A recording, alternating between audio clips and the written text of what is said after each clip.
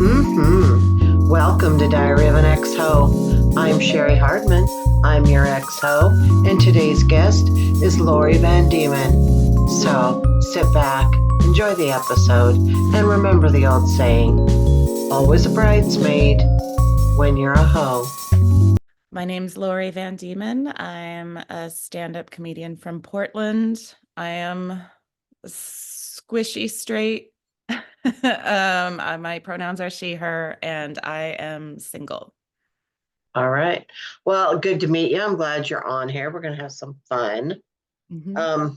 First thing we always do is a marry, shag, kill.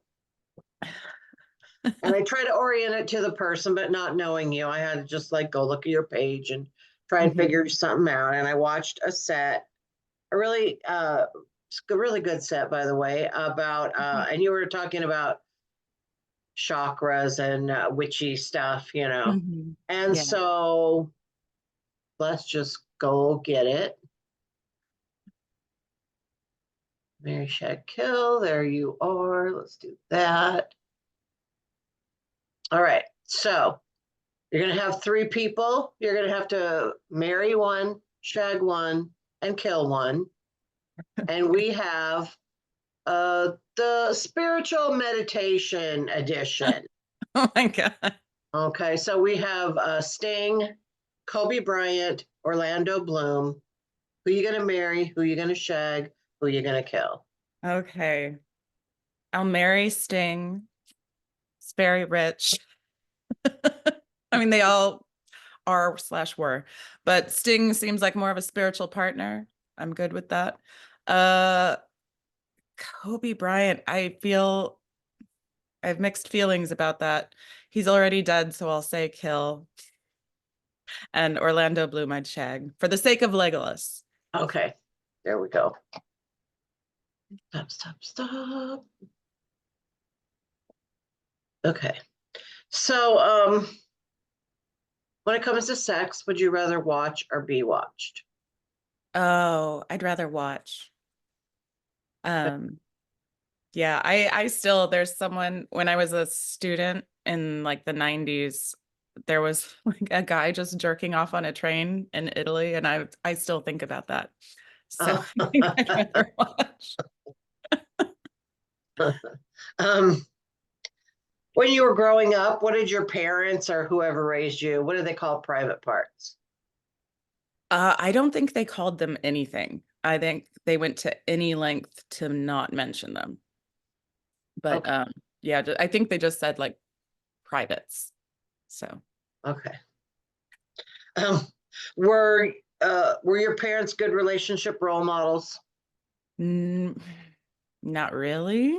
I think very young, I felt like I wasn't sure I ever wanted to get married. I knew I wanted to have sex. I didn't want to get married, and I definitely didn't want to have kids because I could see how unhappy my mom was. She was a stay-at-home mom with two kids. I think there was a lot going on there that I didn't understand at the time. My dad was a traveling salesman, so he was pretty much always gone, and she was doing everything on her own. And that looked like a bad deal to me. Right. Oh, I get that. My dad was a traveling salesperson also, and yeah, so I get that. But it was good times when he was gone, and then everybody had to like buckle up when he was home. So it'd be like, Oh, wow. he's Yeah. home. But Yes. did that affected your relationships in the future, like how you Oh, chose yeah. Oh, your yeah. place? And I just want to tag onto something you just said too about like it being different when your dad is home. Like in my house, it was a little bit the opposite. Like my dad would show up and me and my brother, that was like the circus. We were so excited. Like we would wrestle with him and my mom in the meantime is still doing all the work, you know? So I just saw that like female half of relationship sucks. Right, Uh, right. yeah, but I think the thing that complicated it for me growing up and then getting into relationships is I had a fairly sincere conversion to like evangelical Christianity right at the end of high school. And then So all through college, like I never drank. I did have sex once and spent 10 years regretting it. Um, and then when I got married, well, I've been married twice and divorced twice. When I got married, I totally fell into the role of what I saw my mom do.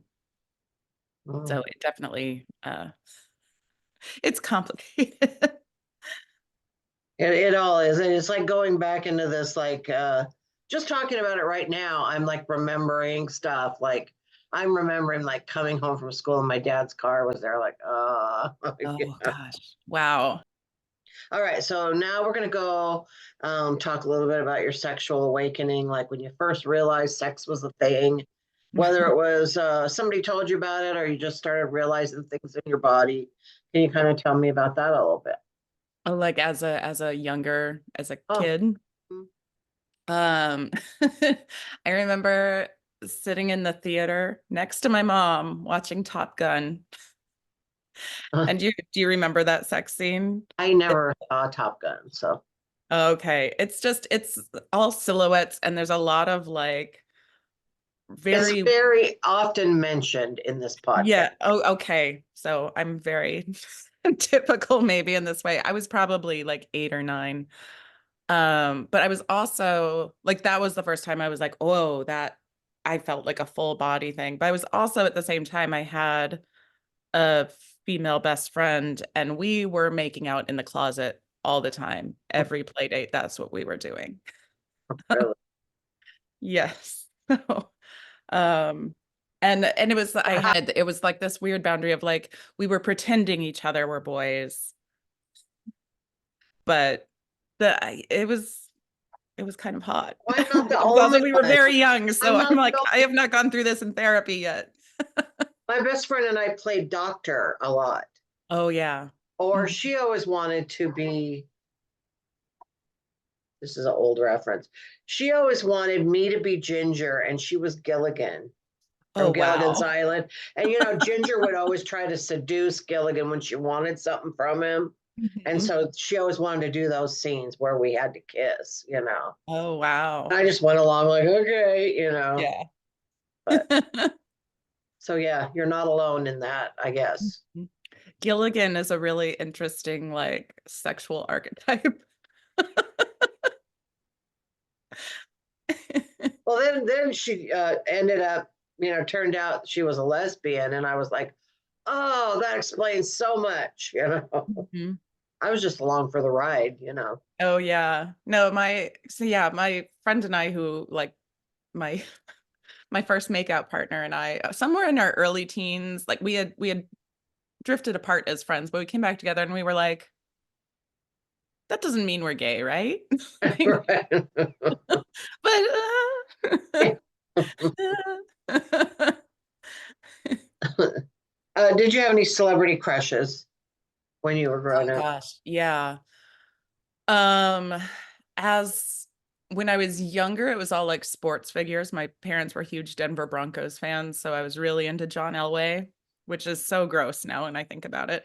Um, and then once I was like a teenager and like, it was the 90s, grunge was happening. It was like Chris Cornell, Lane Staley, like all of the Seattle singers of that Right. time. Yeah.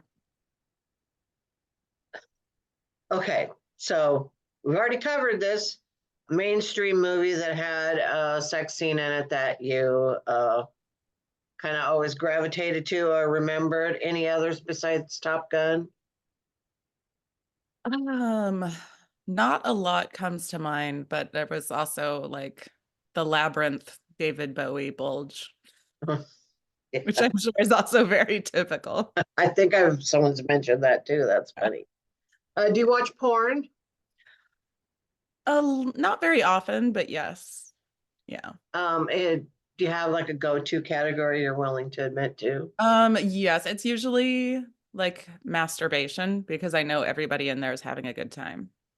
Oh, good point. Yeah. um, do you think porn has had any effects on your life in any way? Um, I think it has, I think. I think there's been different points where that, I mean, there's just so much out there that like really you can't be sure everybody there is like there willingly or having a nice time. And I've seen it like I've definitely had moments where I felt like shame about watching it. Hmm. Um, and I feel like I've seen it a lot when like in sexual encounters with men, like I can usually tell if they've watched a lot of porn. Mm, Um, just really. yeah. I Like, once dated we someone. don't really like that. Yeah, no, I once dated someone who he was a porn addict, which I didn't know at the time.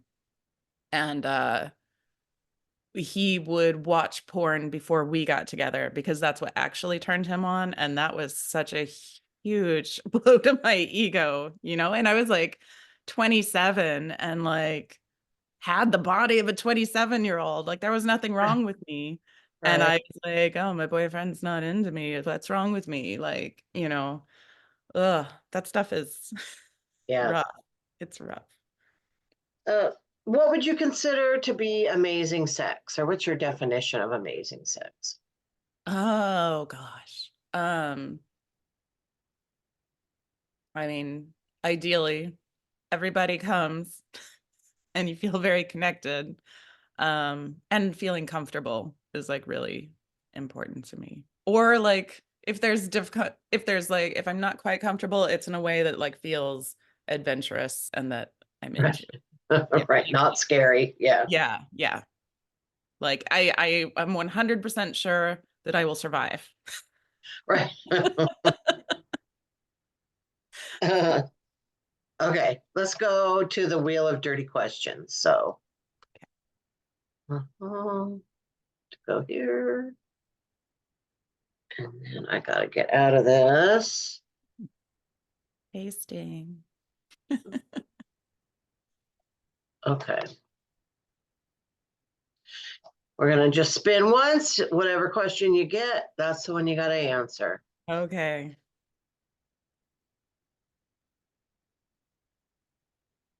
Would you rather be the spanker or the spankee? The spanky. Yeah. I like a good surprise spank. Yeah.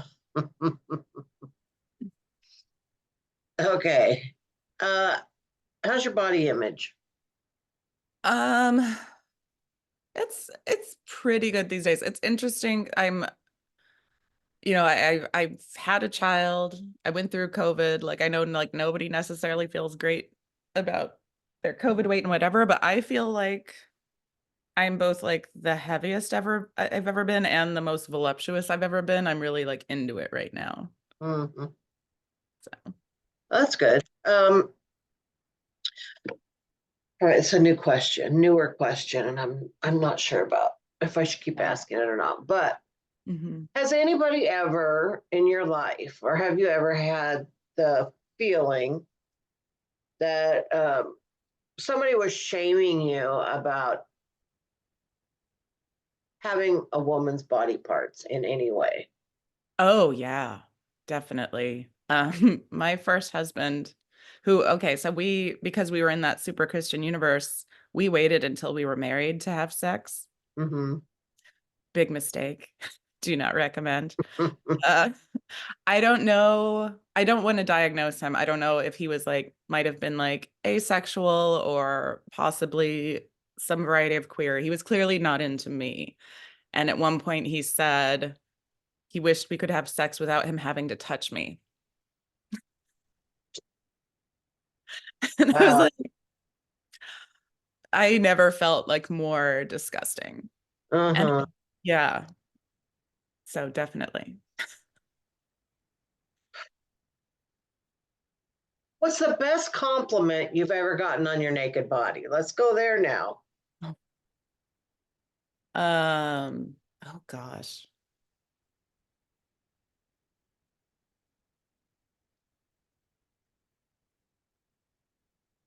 I think it was from someone. who I slept with once, and then we were just friends afterwards. And I was talking a little bit about just like, I was having a moment of insecurity, and they said to me, Lori, I've seen a lot of other naked people. You're fine.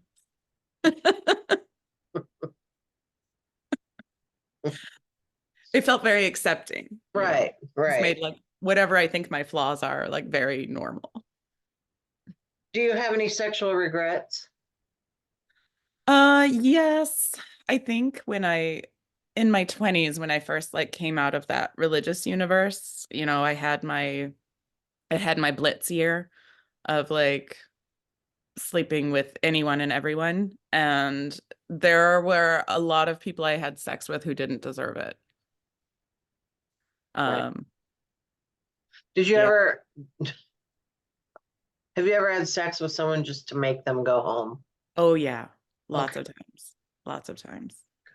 I always say you can't be friends with me unless you answer yes to No, that. and it just felt like less effort than like a blow job or a hand job. I was like, ugh, just do Yeah, it and get out of here. because then you know, then you know they're finally ready to go. Is Yeah. there anything sexually that you won't do? Refuse? No way, I'm not doing that. Yeah, like any, I'm not into the butt stuff. I know a lot of people are. It's just, it's not for me. Okay. Um, yeah. All right. Is there anything left on your sexual bucket list that you haven't done yet? Hmm. I don't know. Nothing really comes to mind.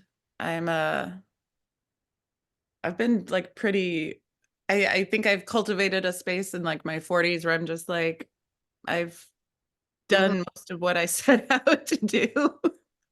I'm a real go-getter. All right. Well, that's Goal good. That's fulfillment achieved. so. What's your host song? Song that, like, when you hear it, it kind of brings out your host spirit. Oh, I'm any like Megan the Stallion, Miss Nasty. I listen to a lot. I like that one. All right. What is your Instagram? My Instagram is Lorier Levels. It's LORIER underscore expectations. Okay. Little All right. fun name. Now let me see. I gotta check and see when this episode's coming out. So you would be the first Wednesday in October. Okay. So do you have anything around that time that you would like to promote? Not on the calendar at this point. I have a very busy September, and then October is wide open. So Okay. I'll let you know if something comes up. Right. Hopefully And something people can contact you will. via your Instagram to book you. So, all right, Yes, now we've please. come to the point where you're just going to tell me a sex story of your own choosing. Okay. This is I got to tell this to a friend earlier. I had kind of forgotten about it, and then it came back this week, and I was like, oh, more people need to know that. It's Okay. so bad. Okay, so this was probably 8 years ago. So I was in my probably late 30s. My mom was staying with me. I have a kid, so my mom was staying with me. She agreed to stay home with my son, and I went out on a Tinder date. Um, so we walked to and it was pretty clear from like the Tinder communication, like this was just going to be a hookup. He was visiting from out of town. Just like this very, very tall, dark Canadian Indian dude. Anyway, we meet at this bar, we just start drinking a lot and like drive straight into making out. We end up in the bathroom. He doesn't know how to put a condom on, so I have to like help him do this. It was ridiculous. So that part of the sex, not so great. But we figured out that like something, the relationship between his hand and my pussy was like very magical. I made a puddle all over the floor and I was trying to like clean it up. And he's like, no, wait, I want to take pictures. But then, so he walks me home. Like, and you think that's the end of the story. It's not. We walk home to my place and we just start making out again, like next to my front door. And And he's like fingering me and saying like he's counting like how many times can he make me squirt? And then I hear the door open and my mom's voice saying, Lori? And I'm like just literally getting caught with my pants down with a man's hand inside me and my mom catching me at 40 years old. Yeah. And you've never Well, seen a man disappear so fast. oh, yeah. Well, Anyway, and an ultra Catholic mother at that, whose advice to me was an Ann Landers column that said never have sex. oh boy. Well, that's a good one. Did you ever see him again after that? No, no communication at all. But he dropped a scarf. He had a very pretty pastel pink scarf that got dropped on the ground as he fled. And I still have it and it still smells amazing. Oh, all right. Okay, well, we made it through the entire episode. It's been very fun talking to you. Thank you so much. Yeah, you too. Of course. I Yeah. hope to see you around. Ah, I would love that. All So, right. all right. Have a Bye-bye. good Bye. day. You too. Bye.